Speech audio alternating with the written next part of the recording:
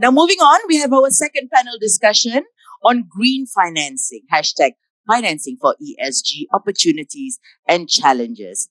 The panelists for this session are Mr. Mario Utama, the Managing Director of Global Transaction Banking at Maybank, Encik Azim Jamshid Azmi, Regional Head of Trade Finance at CIMB Bank, Mr. Roy Hong, Head of Strategic Partnership and Innovation at Alliance Bank Malaysia, and Mr. Arna Geshke, Co-founder and Chief Technology Officer of Fairsupply. Now, this session will be moderated by Ms. Wong Hui Yin, Senior Vice President of Index and Sustainable Business at Bursa Malaysia. If we could have all our panelists up onto the stage, please.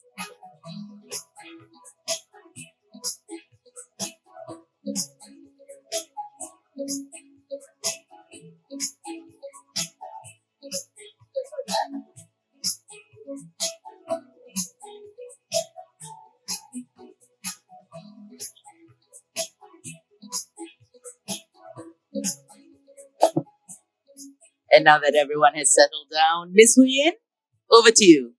Thank you, Isrin. Hi, very good morning. I'm Huyin. I'm from the Bursa Intelligence team, and I'm very honored today to be moderating the second panel session for today, which is on sustainable financing, the challenges and the opportunities that we have at hand. And I'm privileged to be joined by our partners in the CSI platform. I have the heads of business from the banks, our bank partners, Mario, Azim, and Roy. And of course, Anna, who I just met in person just now from Fairsupply, who is our technology enabler in this entire scheme of things. Okay. So I also know that there are many CFOs in the room today. So hopefully this session will help you get a head start on what you should be doing and what you should be looking at into tapping into this vast opportunity in the sustainable financing. Okay. So, let's see. The panel this morning, just now, right? We talk about the corporate's value extraction as they green their supply chain. So right now, we are going to focus on another powerful tool that we have at hand, which is in the form of sustainable financing, right? So, gentlemen, when Bursa came to you and mooted the idea of setting out a consortium to work together to move market in terms of adopting better ESG practices, I think it was very well received, and we were very heartened by the support that we had.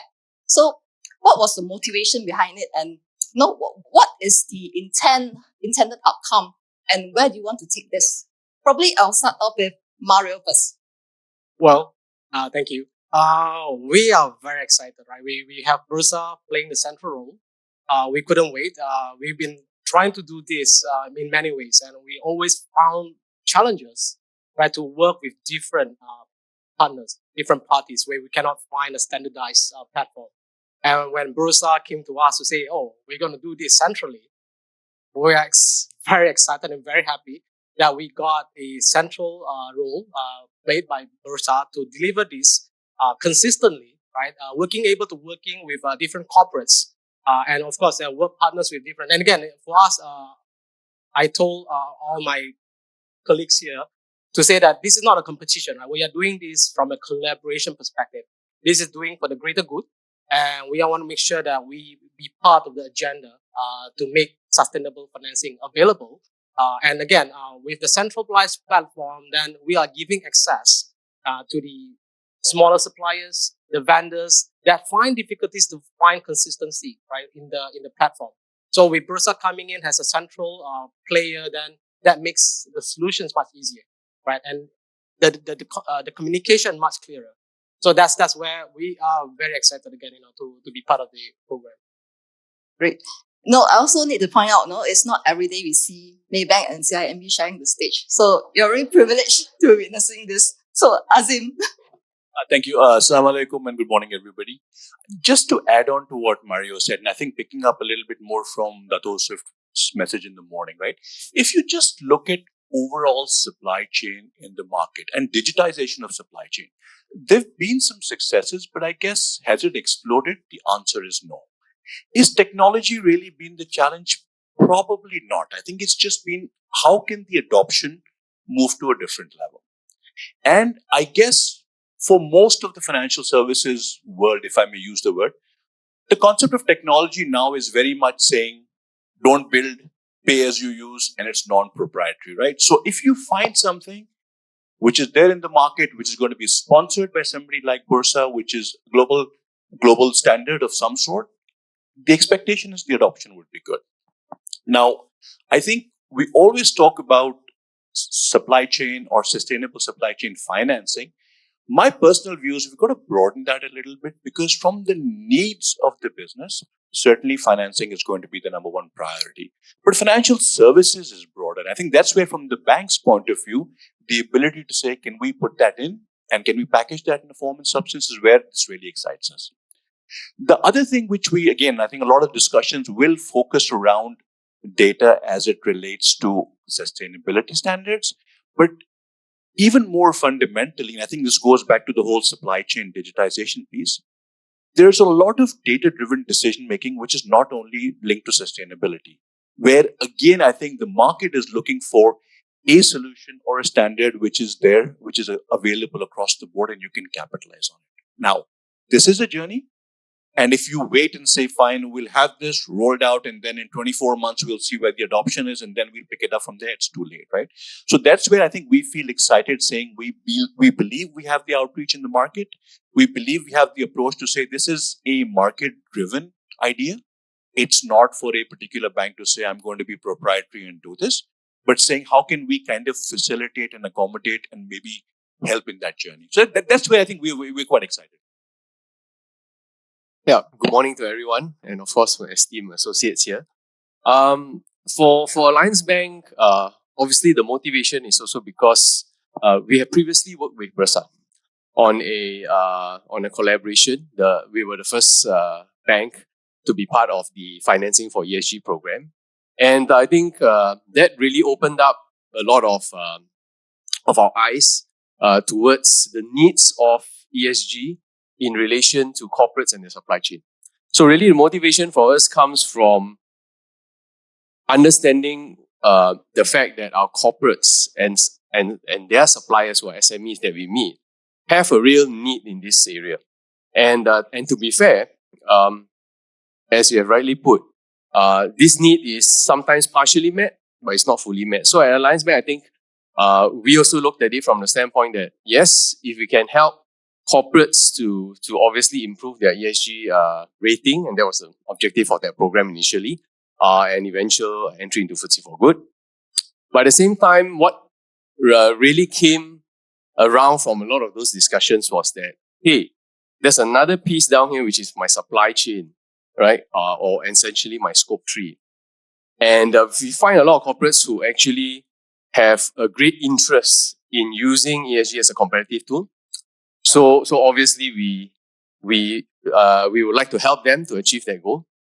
But the fact that for their scope 3, they do face challenges in the improvement in those areas. And I think that's a big motivator for us. And being a very SME focused bank, we also want to ensure that we can add value to the SME suppliers of all the corporates. Yeah, thanks, Roy. That ties in very nicely to the introduction to Anna. So Anna, I know many of you in the room is not aware of what Fair Supply does. So I'm going to give you 2 minutes to do an elevator pitch. 2 or 3 minutes, okay?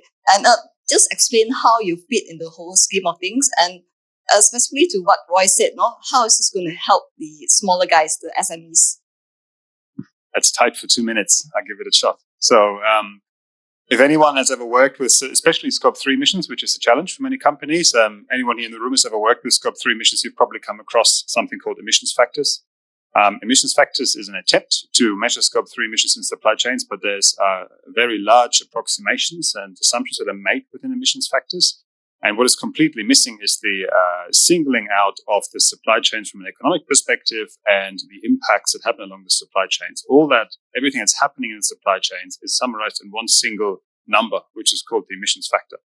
So those emissions factors have and had their I'm not going to make it minutes. We're going to need 3. So those emissions factors had their role in the past because that's where the knowledge was at for a long time.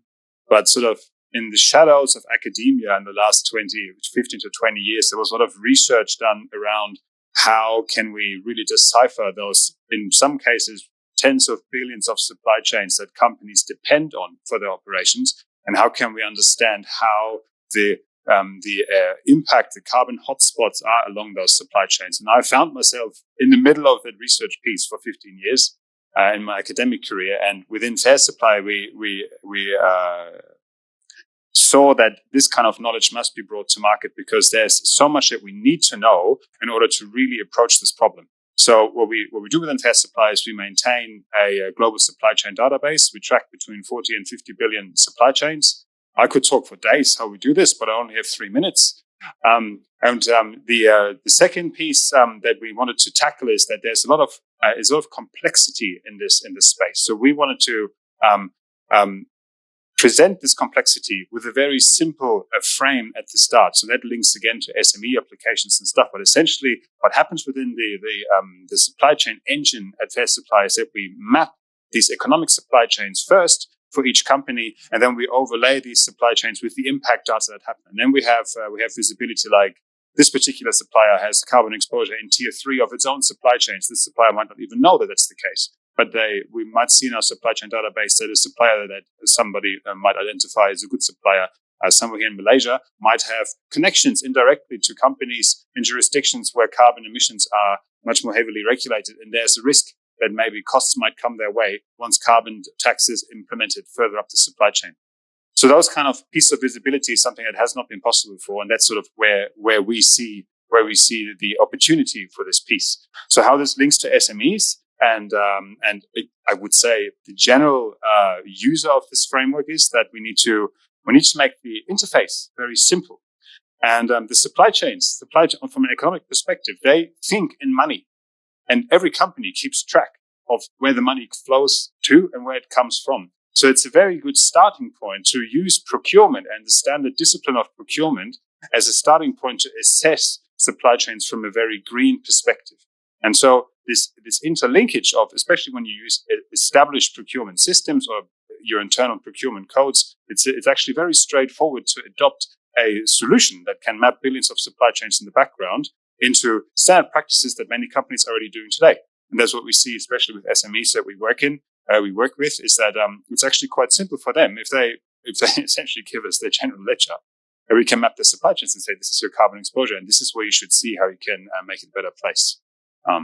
Again, I could talk for hours, but well, I think you did well. The rest of the audience, I think you can catch up with Arna later, during the networking lunch, and get him to talk more about it. He has a lot more to share. Please.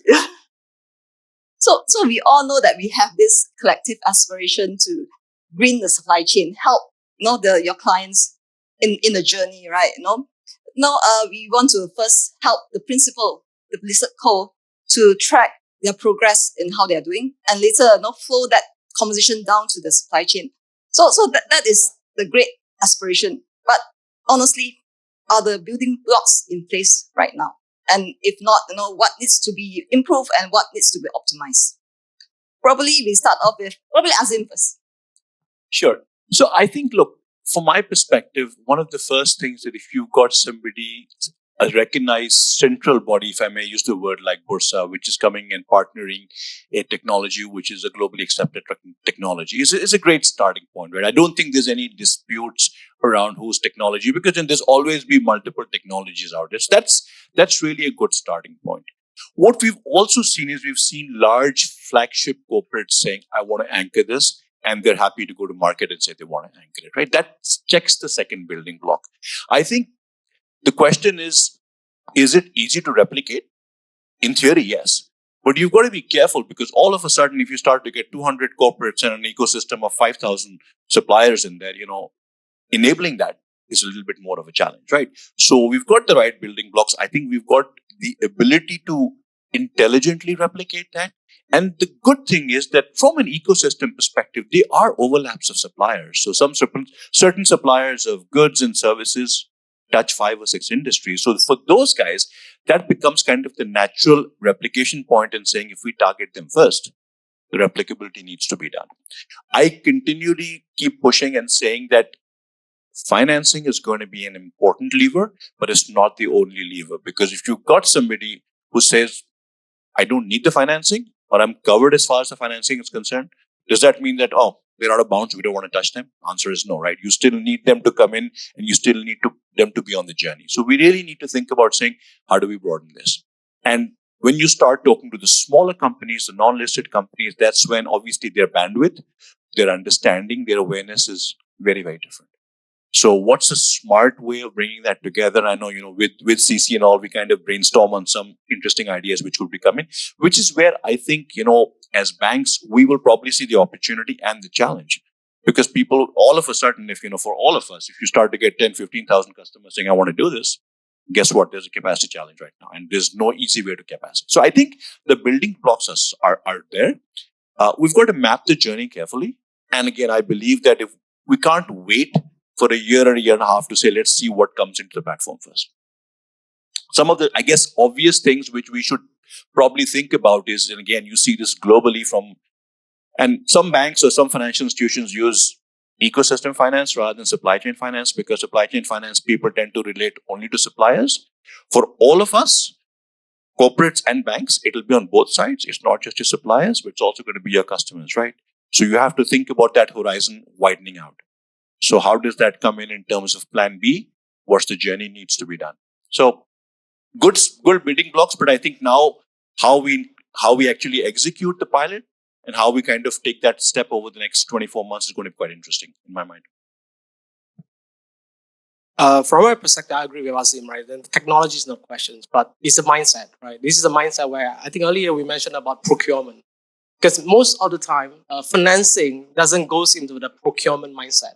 Right? People say, oh, it's procurement and financing is not my problem, right? It's actually the supplier's problem. So this is mindset change, right? It had to come from the top down, right? Technology is no longer a challenge, but it's the mindset is the challenge. How do you want to engage, including each of the procurement division in each of your companies? How do we persuade that this is a program that we need to launch? Right? Because you always have resistance from the procurement side to say, why are we getting involved when the suppliers need financing? Let them go and find their own financing. That is the blockage, right, today. We need to engage that from an organization perspective, not just from a technology perspective.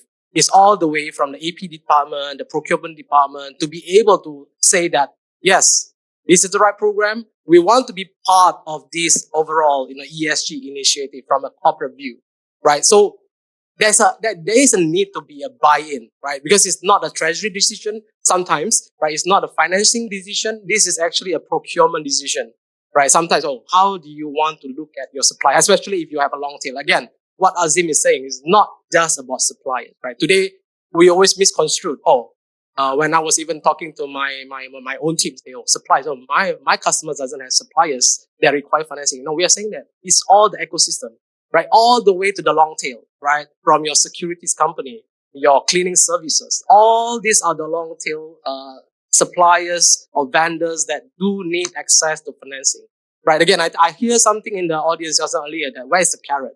Well, we hope the banks are the carrot. But of course, the objective is not because of the carrot, but the objective is we want to change the climate, right? We want to be part of this the greater good, right? To be part of the ESG. So again, we have the data now centrally being put up on the platform. So technology, data, all can be provided now. Is the mindset? Are we here all together, persuaded, right? All the way to the procurement team. Are we ready to socialize this to all the vendors, to the suppliers, that we have this program? We got a carrot here, Maybank and CIMB. Are we now ready to work together to go and talk to our suppliers, to talk out to vendors, to make that happen? Right? That is the main building block to me. Technology, like Azim says, there's so many technology, right? You can use any technology, but if the mindset doesn't change, the technology won't help. So that's my take. Very good. In fact, with Roy, right, we did launch an earlier program called #Financing for ESG that was off platforms, a ready tool to use. And we found some success in that, So probably you can reference that and tell us what was the learnings and what we did well in that scheme. Yeah.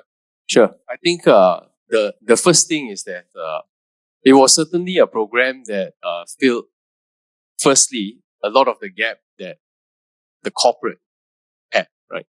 So what these corporates really have is that mindset that, hey, I can use ESG as a differentiator for my company. I can use an improvement in my ESG rating in terms of getting more business. I think that's been obviously proven, right? Through in the previous panel. And so the recognition is there.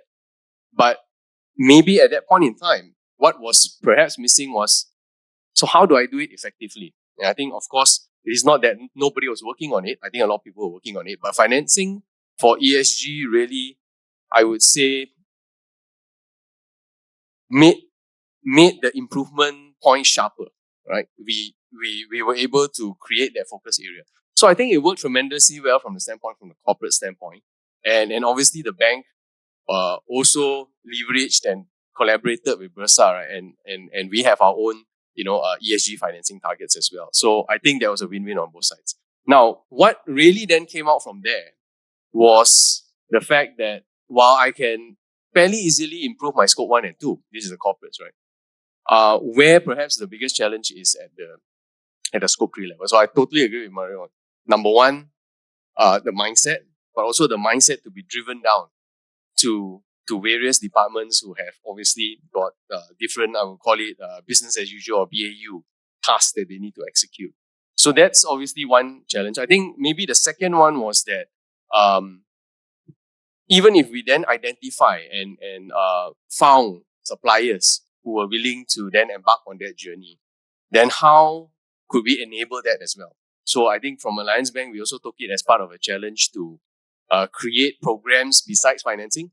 So we created programs where they could get green solutions, they could get simple kind of advisory to get themselves started on in a sense an ESG or sustainability journey for SMEs. So we became quite SME focused in that sense to really try and understand how we could help them and what were the challenges they faced, right? And obviously financing becomes a part of that. I think the final one to wrap that up would be we had a lot of journeys together. I think resource was always a challenge because of the manual nature of it. So I'm very glad that now we're moving into a data-driven, analytics, digital-driven kind of platform, right? I remember saying if I could clone 10 Huyins, we will make it a tremendous success, but she's a one of a kind, right? So obviously, we need something beyond that, right? To enable the scale, right? So it was great, and now we are really looking forward to it going into the next scale.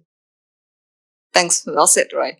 So for Anna, right, you had engagements with Malaysian corporates through the early adopters program, right? So do you think that we have the right mindset in place, and do we have the right focus? That's a question that you can answer from a number of different angles, I think. So, but I would like to go back to what Neil said actually in the first session, is that this is the first time that we see this very data-driven approach come together in a very centralized way.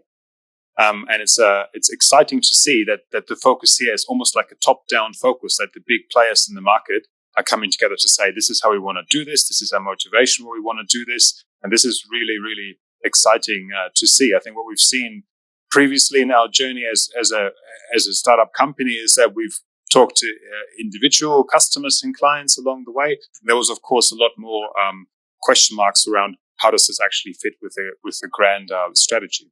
So I think the focus here is definitely right, and I think we should get going. Great. So note that this is, at the end of the day, a technology forum. So I'm going to pose this question to you. So, we talk about the utility of the tool to drive change, to really affect the entire supply chain, green everything. So is technology an imperative in this scheme of things, or is it just a nice to have?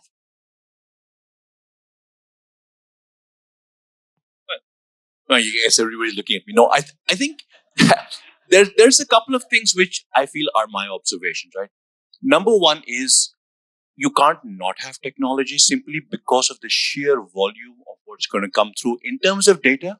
And again, in most emerging markets, it's not just Malaysia, right? But certainly Malaysia, ASEAN, the great concentration that you will have of unlisted SMEs and the likes, right? There is no other way to do that apart from a technology. And even if there wasn't a sustainability or ESG angle, there are a lot of other requirements which are forcing them to go towards technology, right? Almost all SMEs bidding to supply into a particular large corporate have to do that in some kind of a tech platform, and they can't do it manually. So I think that's the technology is imperative.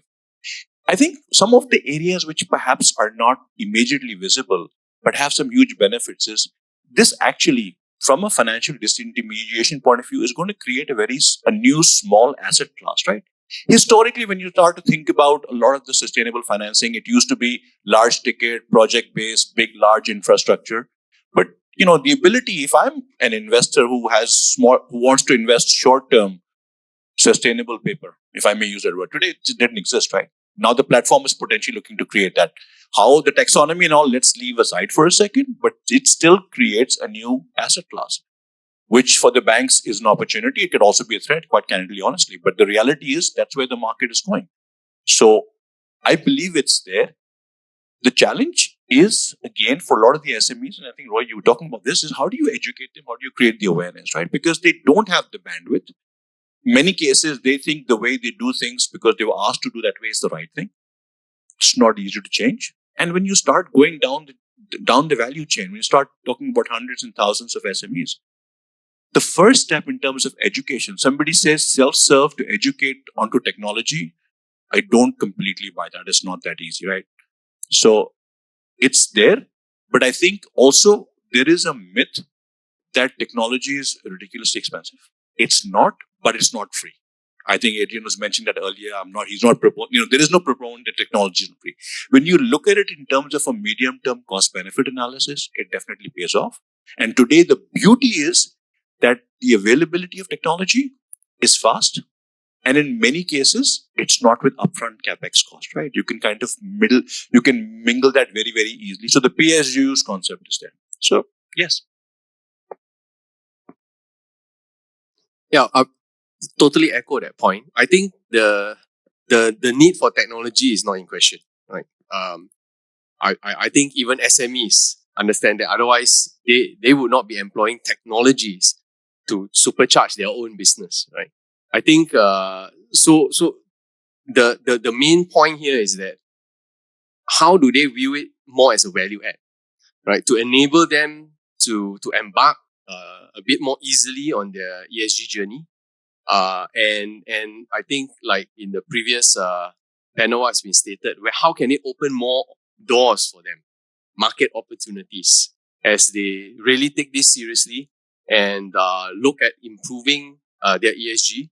Not only improving it from a standpoint of they themselves embarking on things like solar and simple projects and all that, but really here we have an opportunity to have I would call it a more centralized and also recognized, right, standard that even at this point in time, SMEs can now adhere to and in a way get ranked, right, in a very standardized way, right? So now it creates a platform where you can differentiate, right? It's no longer about, hey, I did some rainwater here thing there, but I did some solar there, right? Now you really have a proper game to play, so to speak, right? There is a proper feel and a pitch that now everyone can be measured, right, on that standard. I think that may scare some, but the more progressive ones will view it as a total opportunity to say that, look, I got a chance now to differentiate myself as a top 5% or top 10% supplier and then gain those contracts, right? And obviously, I got probably a chance if this goes to the next level of it being very interconnected among the corporates and the suppliers and even internationally or locally in Malaysia. That again should open up a lot of entrepreneuristic thoughts within our SME sector to think that, wow, right? Maybe now is my chance to have this platform to enter a market that I previously could not because maybe it was very opaque, right? Nobody knew who I was. Nobody had understood my credibility, or whatever I said about myself. But now I've got, in a sense, a validation, capability. But of course, work needs to be done. I think if that mindset is then translated, then the costs that may need to be paid will then be viewed as small, right? Because cost is always a function of value, right? Cost is always a function of value, right? So I think our objective then would be to elevate the value, right? So that obviously, there is cost to running things, but it's no different to running your business and getting profitable, right? So I think that to a large extent, I think there is an understanding within the SME community once the value is understood. Definitely, I think technology is critical, and for the corporate to buy in, technology is key, right? Because I don't think you will get a buy-in from procurement to say that without technology, please recreate all the list of your suppliers, manually, right? So there is a need for the procurement system, especially in the large corporate, to be able to integrate with the platform and to manage all the information again. Because without STP, without that integration, without that technology, you will get a very difficult buy-in, especially from the procurement team. So technology is key. Without technology, then you will not be able to do the things that the procurement would like to do. And then again, coming to the point that how do you reach out to the clients to the suppliers and the vendors, you got to use this technology that's already available and that's already being used. So we are complementing the procurement system, right? To make sure that what the corporates are already doing through the procurement process now can be extended towards what the SME can enjoy, right? The carrots, right? To say that now, given that all the procurement system now the data, the information, the invoices that is being approved, given with your ratings, all right, from that procurement system flowing into the platform, and the suppliers now can see all their invoices that is being approved, which invoices they're able to then get an early payments. So that integration is critical, right? Especially, if you want to get a buy-in from the big corporates, from the procurement team, technology is a key function of this success. Anna, I know what your answer is going to be. Of course, it's important. You are a service provider, right? You're at the end of the day a tech player. But your question is going to be a little bit different. So I'm going to ask you, what kind of companies will benefit the most from technology enablement? Or is it differentiated by what industry they are in, whether they are big cap or small cap?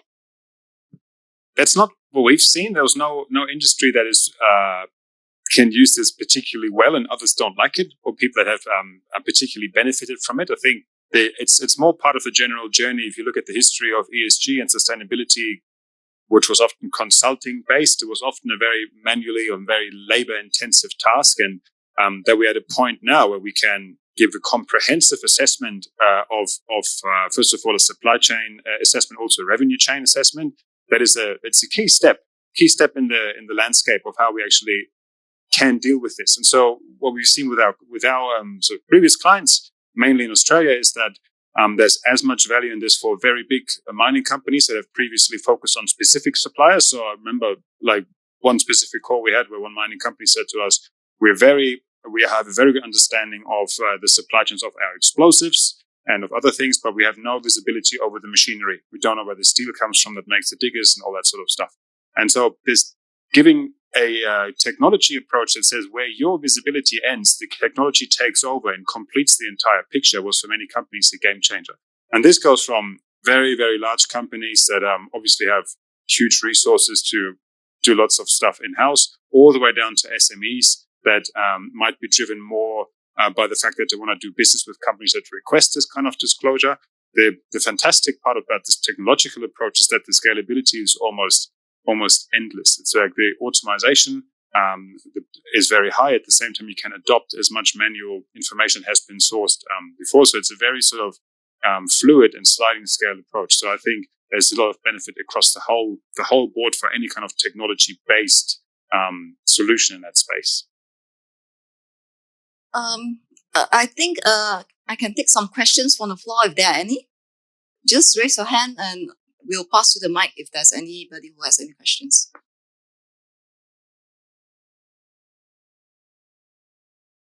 Okay, are there any questions on Zoom?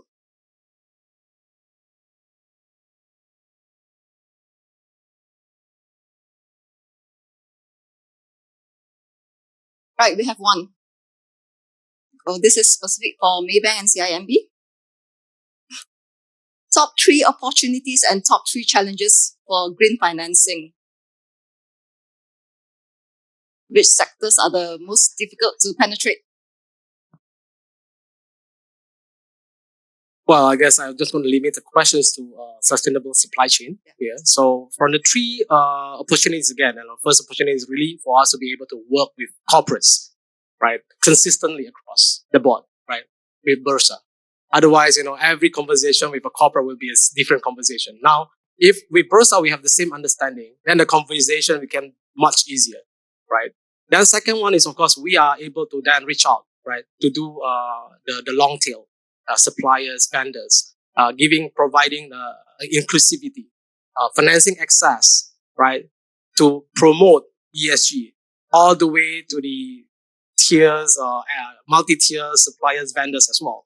So those are the kind of opportunities we might be opening up, right? The third one is, of course, looking at the cross-border side, right? There's opportunity, I think that was mentioned about making Malaysia great again. Right now, with this opportunity, we will be able to export, right? Where we can certify all your product or your solutions as green. Right? That is one of the three opportunity we're looking at. Challenges again is for me coming back to the earlier point is about the mindset, right? Because we have been doing this from a bank perspective, from Maybank perspective, we have been having a lot of conversation across the region. We always found this challenge is convincing the corporates, what is the benefits? Because from the corporate perspective, they say, okay, these all are all benefiting my suppliers. Why do I have to do this? Right? Why are you taking my limits? Even though we convince them that this is not part of your credit facility, this is going to be an off-balance sheet sort of structure for you, right? You will retain as a trade payables on your book, right? So this is the kind of challenges. It's a mindset, right? Then the second mindset is within the organization, right?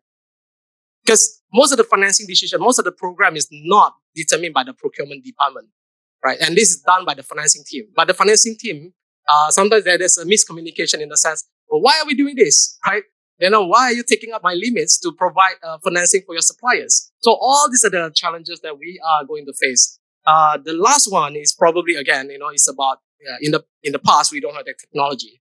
Now we got this great, fantastic technology that Bursa is going to provide that basically eliminate the challenges, right? So those are the kind of, first is the mindset, the challenge is mindset. Second is about the internal, right, organization alignment. And the third is the technology. And you solve the last problem. So now we are trying to work together, again, with the centralized platform, with the centralized approach. We will have the same conversation across instead of having different conversation with each corporate. Right now, we are all on the same page. Thank you. I think just to add on a couple of things, like from a CIMB perspective, we've obviously got, as with most banks too, we've got a separate sustainability group which sets all the direction, sets the vision, defines what happens. From a product group, I guess what I want to bring out is, even if you for a second, sustainable finance will be a subset of overall finance, right? If you just look at supply chain finance as an opportunity, it's huge and it's untapped in the market. And the lack of availability of a platform which has succeeded, number one, and anchors who've said, yes, I will enable my ecosystem to come on this platform. Those have been the two clearly missing parts. And we already see that in a different light with what's coming up today, right? So I think for me, that's the biggest opportunity.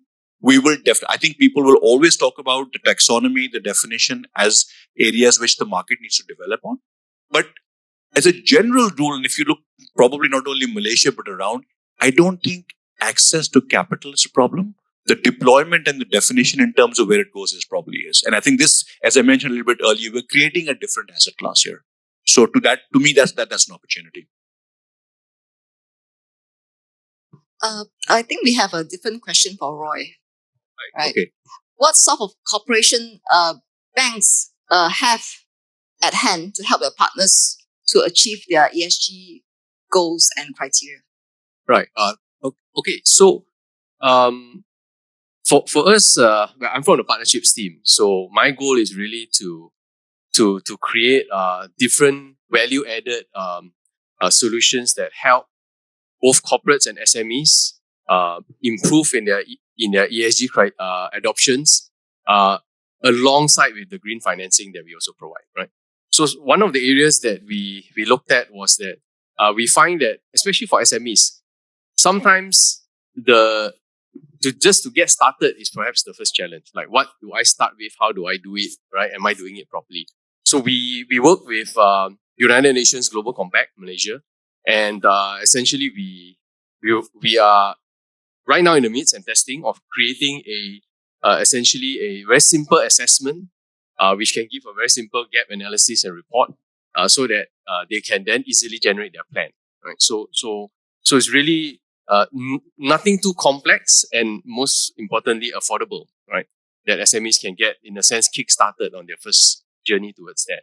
Right. Secondly, we also have partnerships with Malaysia Green Technology Corporation, and we then work with a lot of the green tech solution providers within that space to come up with, again, more curated offerings that can move various companies forward. Obviously, solar is one of the more common ones, but for those that don't have rooftops, there are other things that they can embark on to basically reduce their energy, right, costs, and other type of areas of green that they can move on. So these are areas where we are pushing it forward, and obviously we also partner with partners like CGC and HGPP to come up with green financing schemes for the SMEs, where we can reduce the need for collateral. So some of the key challenges, right, of moving ahead, how to meet some of these gaps, right? The reduction of the need for collateral, lower rates, yes, that's one of the things that's always in place. And how to use some of this to increase some of the limits available for them. So I think with the infusion of capital, the solutions and the advice on, where to go, these are some of the ways where we hope we can get things started, right? It's always a journey. We are not, definitely the whole thing is not perfect, right? But there are some of these building blocks in place, and we're glad to obviously be part of the whole discussion here to add another building block, an enabler, right, to move this whole piece forward. We are running short of time, but probably I can squeeze in one more questions, because we have Maybank and CIMB who have regional presence, right? So probably to get your views, this CSI platform and our early adopters program, how do we stack up against the other ASEAN countries' initiatives in ESG? From our perspective, I think we are leading. I mean, Bursa is leading the herd in terms of doing this as a centralized approach. And we hope that this idea can be adopted across the other markets as well, right? Where we have a centralized player like Bursa to be playing, getting the industry, right, to have that same accessibility to the data, right? That will make the bank's job actually easier, and make I think the corporate as well easier to say that we are speaking the same language. So I mean, again, Malaysia is leading the ESG, sort of the digital ESG, and we are very excited. I know that there's a lot of conversation from CC to bring this idea across to different markets, and we are excited, and we have presence in those markets. We are willing again to take part in terms of the early adopters into these kind of programs. I'll say 2 minutes. Much shorter. No, I think two things to add on to what Mario said. Number one is, when we look at the bulk of our clients, naturally ASEAN presence and ASEAN trading counterparties is kind of a common theme. So if we are able to facilitate saying you invest in something here which is replicable in ASEAN, which is where we're also present, certainly that's value all around. From a product rollout perspective, wherever possible, of course, we try to look at globalization in terms of our products. So country to country, to the extent possible, if we try to standardize products, so this helps in that regard, certainly. I think there is a level of excitement, and clearly, obviously, the benefit from the customers, both sides, would be huge, right? Because they're saying, I'm investing into something which is replicable right now, right? So that's really important. I think we've come to the end of our panel discussion. It's very obvious that large corporates, they are matured in their ESG adoption, and they have been able to extract more value from doing good. But the journey doesn't stop there. They still have the supply chain to take care of. and to bring them along the journey.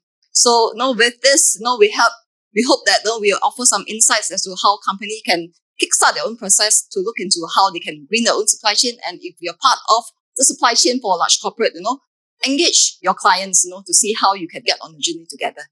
Okay, with that, thank you, gentlemen, for taking your time off your busy schedule to join us.